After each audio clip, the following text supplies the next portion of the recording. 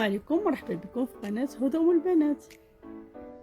وجهتنا اليوم مدينة إيموزار، صغيرة زوينة معروفة بطبيعتها الرائعة، جوها البارد، فيها هدوء، ونخليكم مع منظر من الطبيعة رائعة.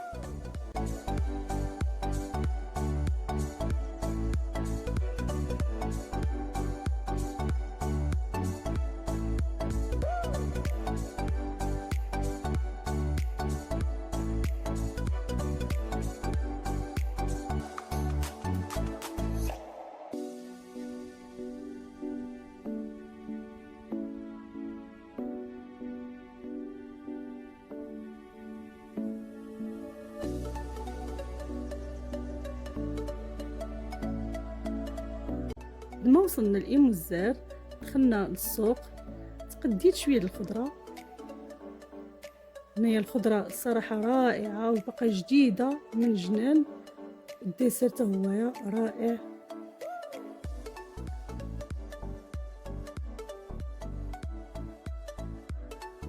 ما تقديت، اول حاجه دخلت للدار وجدت الفطور، جبت معايا مسيمنات والحلوى والزبده والفرماج والزبده والزيت وقريشلات. هنايا درتهم قريشلات بلديين ديال الدار وبراد ديال الاتاي بشحار بالنعناع.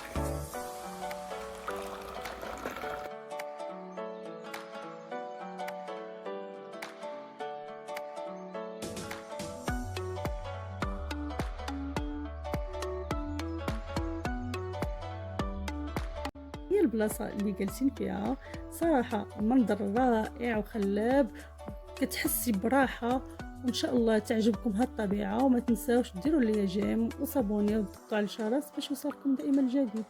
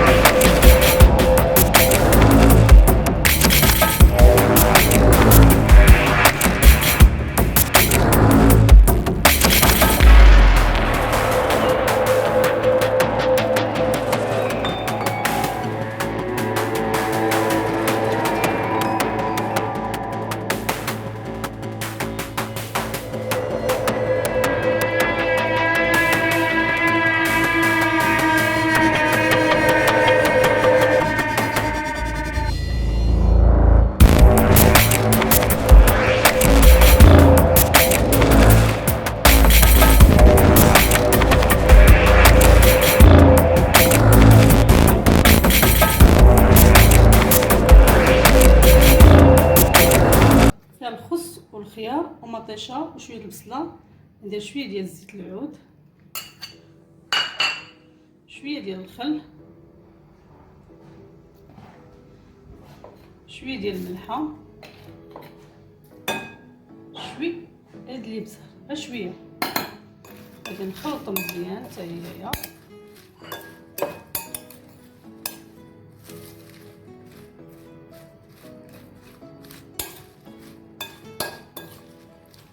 غادي نديروها في الطبيصلات. انا ديجا كنخلي الفريت وصيد القضبان ديال الكفته. اليوم غنشارك معكم غديوه ساهله ان شاء الله تعجبكم. يا غير جوج طبيصلات غادي نديرهم.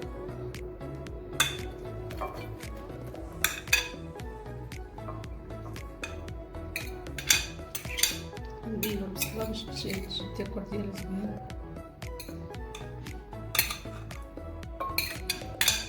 دابا غادي ندير الزيت.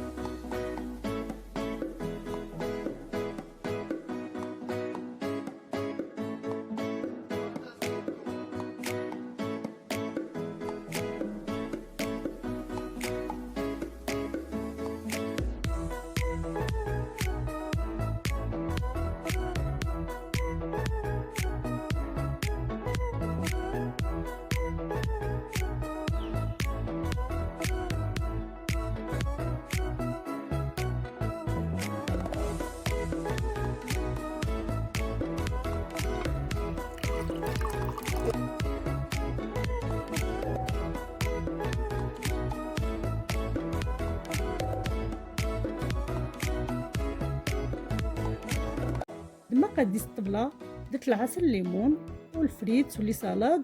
خديت الكفته درتها في القطبان وشويتها بهذه الطريقه.